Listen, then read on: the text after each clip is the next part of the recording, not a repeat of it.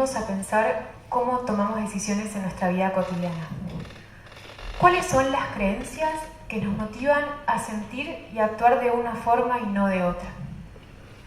¿De dónde vienen esas seguridades que sostienen nuestra cotidianidad de cada día? ¿Surgen de nuestro libre pensamiento? ¿O acaso sentimos que hay cosas que simplemente son así?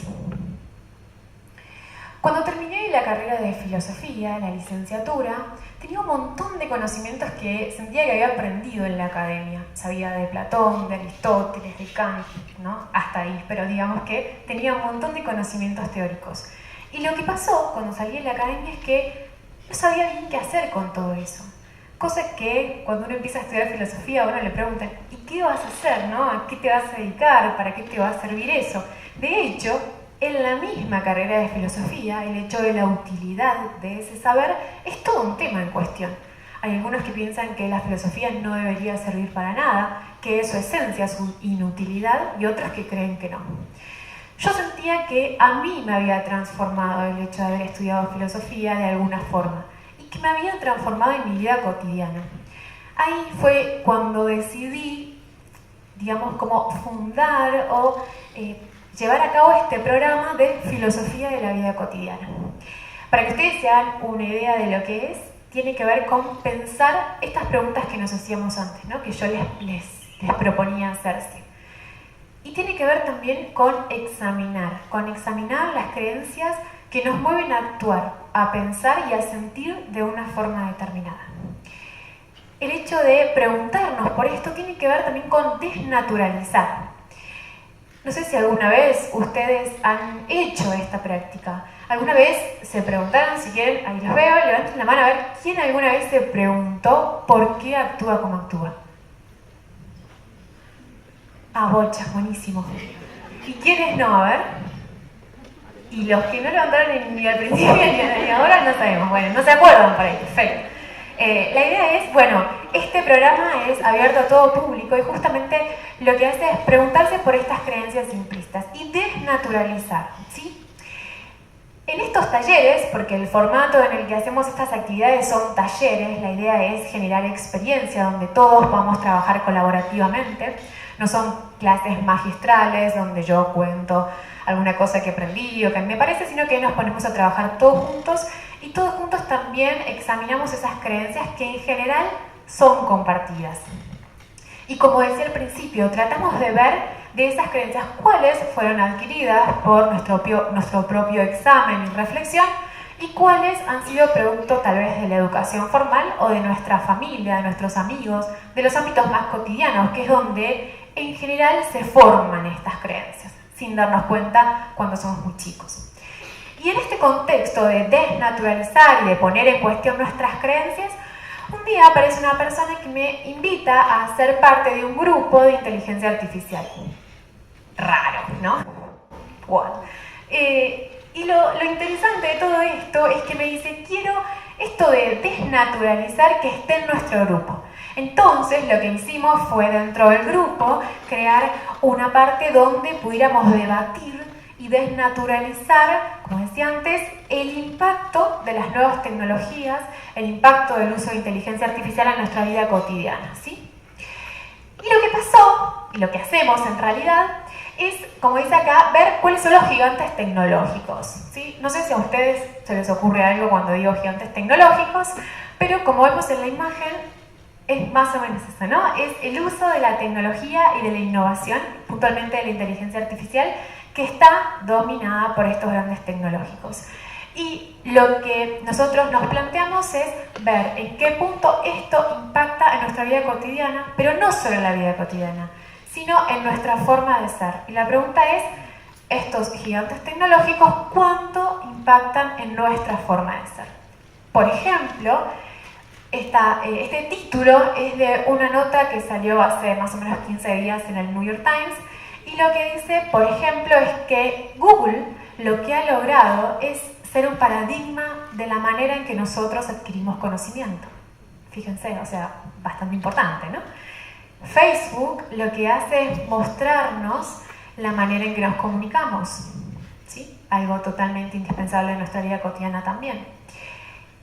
Y Amazon lo que dice es que nos muestra la manera en que compramos, ¿sí? Entonces, básicamente lo que hacemos en estos talleres del grupo de inteligencia artificial es poner en cuestión estas cosas. Si Google es el que maneja la manera en que yo adquiero conocimiento, ¿qué es lo que sucede? ¿Impacta en mi forma de ser o no impacta? ¿Sí? Esas son las preguntas que nosotros nos invitamos a hacer. Al margen de esto, y un poco a esto venía la charla con el tema de mujeres y demás, es que pasaba esto, ¿no? El grupo de inteligencia artificial, en el grupo de la comisión directiva y demás, era la única mujer. Todos los demás eran hombres.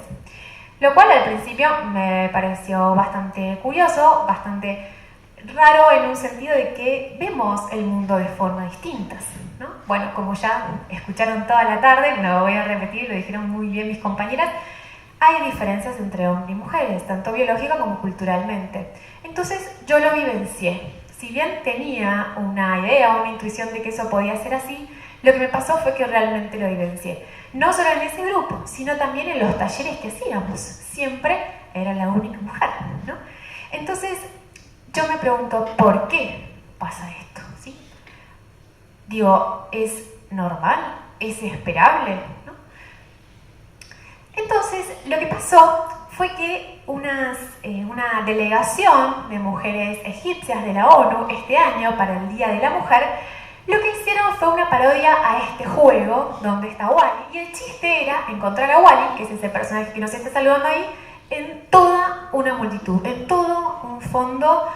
Por ejemplo, estaba Wally en la playa, Wally en el parque de diversiones, ¿no? Y el juego era encontrarlo.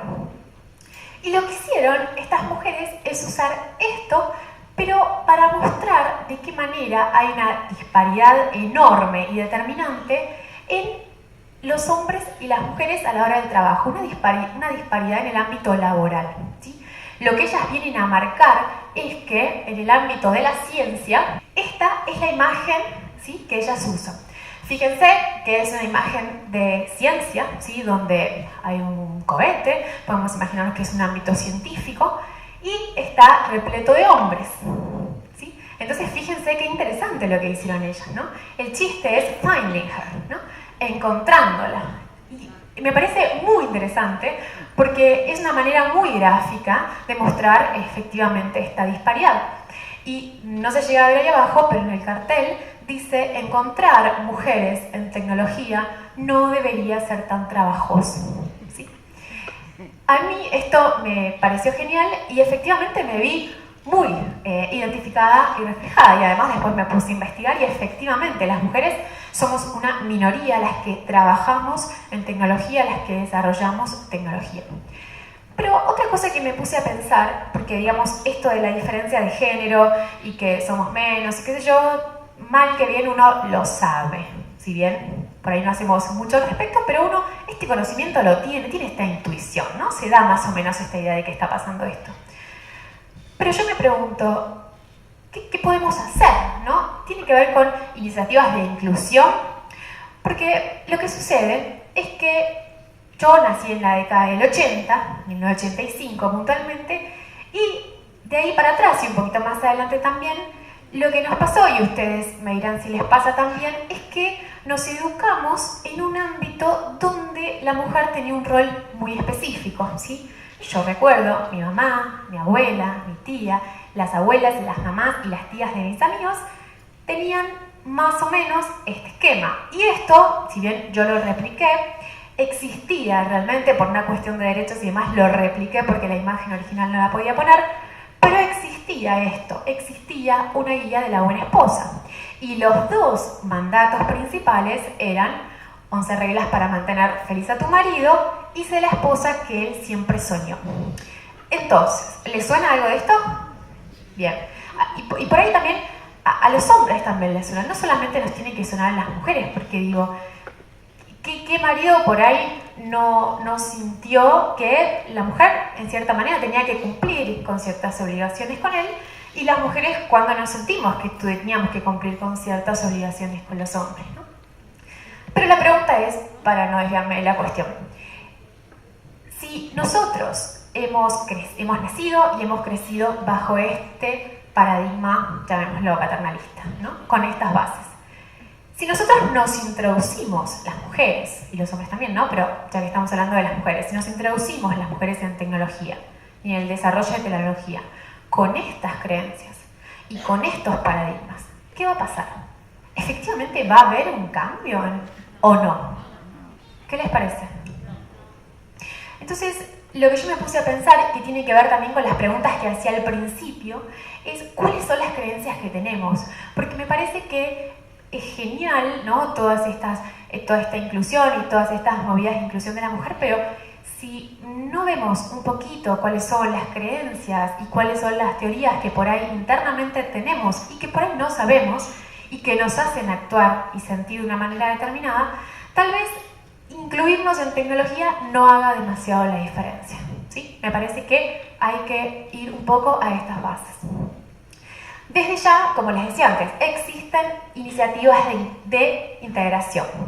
Una de ellas tiene que ver con la capacitación, básicamente, ¿sí? Existe una movida muy fuerte de capacitación de mujeres en tecnología para que puedan desarrollar, ¿no? Para que puedan empezar a programar, que puedan incluirse también en el ámbito, bueno, de la ciencia en general, de la tecnología en general y de la inteligencia artificial en particular, ¿sí? Pero además de estas iniciativas puramente técnicas, por llamarlo de alguna manera, me parece que está bueno crear estos espacios de debate como los que hacemos en el grupo y que esto sea abierto a la comunidad y que cada uno lo pueda hacer en el momento que tenga ganas de reflexionar, como les decía, en base a estas creencias y que las mujeres podamos tener un rol importante al momento del debate de ideas. Porque también fuimos muchas veces relegadas por lo que pensábamos o ni siquiera era tenido en cuenta a veces lo que pensábamos porque por ahí ni pensábamos, ¿no? Está un poco esta idea. Entonces me parece que además de la cuestión técnica y de desarrollo está bueno tener en cuenta esto. Y otra cosa interesante es que lo que yo veo es que a veces en estas iniciativas de capacitar a las mujeres en el desarrollo de tecnología muchas veces tienen que ver con intereses puntuales. Intereses puntuales de las empresas, ¿no? De las compañías que contratan a mujeres porque tienen cierta visión de las cosas, porque son más creativas, etcétera, etcétera. Y me parece que con esas cosas hay que ser bastante cuidadosos porque estaría bueno que podamos las mujeres desarrollar nuestras capacidades por nosotras mismas, ¿sí? Independientemente de que le hagamos un favor o no a una empresa que busca más o menos creatividad, ¿sí? Me parece que está bueno siempre tomar a la mujer y al desarrollo de nuestras potencialidades por nosotros mismas. Y eso me parece que tiene mucho que ver con lo que hoy se habla de los emprendimientos, ¿no? La mujer como emprendedora. Y para ser emprendedora, no sé si acá conocen de qué se trata ser emprendedor, ¿es una palabra que les suena? Bien, como saben, para ser, no cualquiera, entre comillas, puede ser emprendedor, o sí, al menos que tengamos ciertas habilidades más o menos desarrolladas. Y el asunto es que, vuelvo a lo mismo, si nosotras somos mujeres y hombres que hemos crecido bajo ciertas bases o bajo cierto paradigma paternalista, difícilmente las mujeres vayamos a tener motivación, vayamos a tener tolerancia al fracaso, ¿no? Vayamos a no tener miedo, a la incertidumbre, ¿sí? Entonces me parece que para hablar de emprendimientos también es necesario rever estas creencias que hablábamos antes.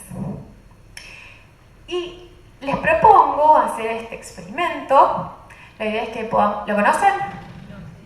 Bien. La idea es que podamos hacer este experimento. Les propongo mirar la imagen y que me digan cuál es el círculo naranja más grande.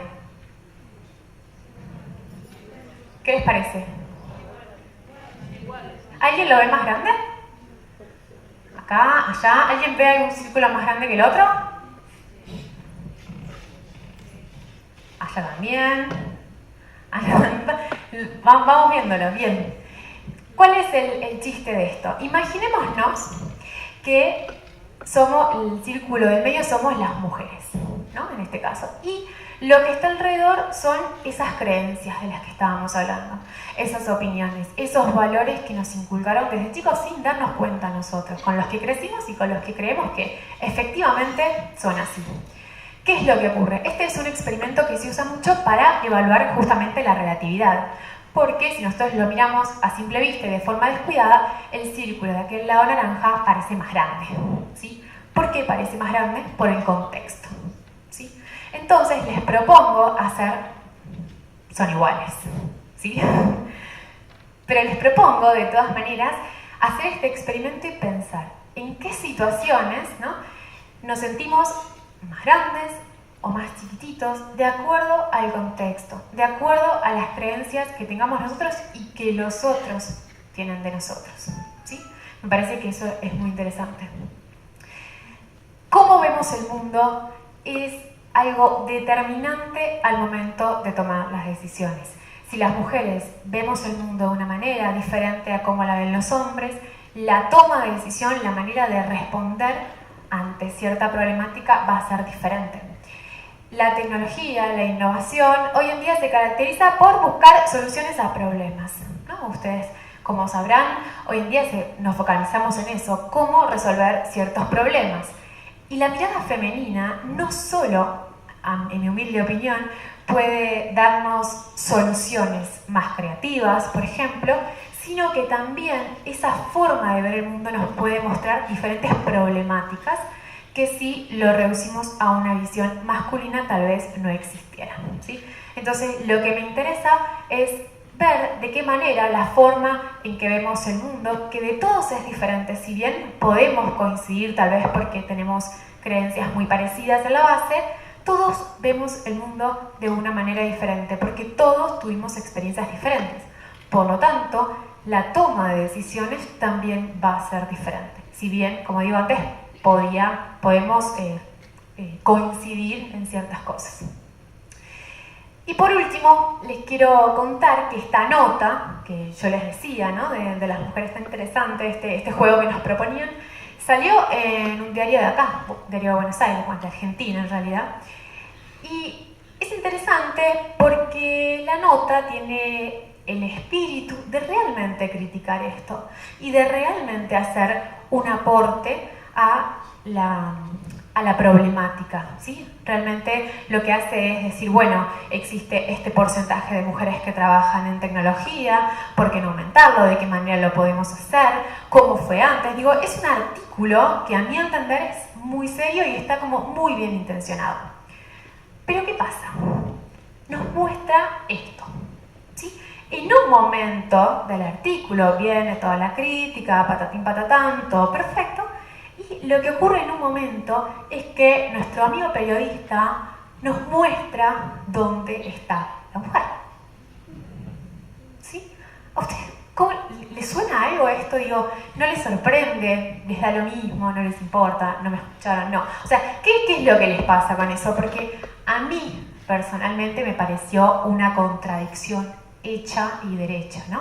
Estamos leyendo un artículo donde se está criticando que no hay mujeres, que hay una, ¿no?, como Wally, que hay uno, que es totalmente irónica, ¿no?, la imagen y demás, y este señor lo que hace es mostrarnos dónde efectivamente está, como que yo diga, no hay muchas mujeres, sí hay una, ¿no? A mí me dio esa sensación. Entonces, lo que yo me pregunto es lo siguiente: tenemos esta nota, tenemos charlas como estas, donde hablamos de la cuestión de la mujer, del hombre, nuestras diferencias. Tenemos, bueno, en internet ni hablar de artículos y demás donde se está poniendo efectivamente esto en cuestión. Los medios de comunicación hablan mucho de este tema. Pero yo me pregunto, después de haber leído esta nota y después de que esta persona efectivamente me haya encontrado a esa mujer que hay, esta solución que él plantea, ¿es una solución realmente o es más bien parte del problema? Gracias.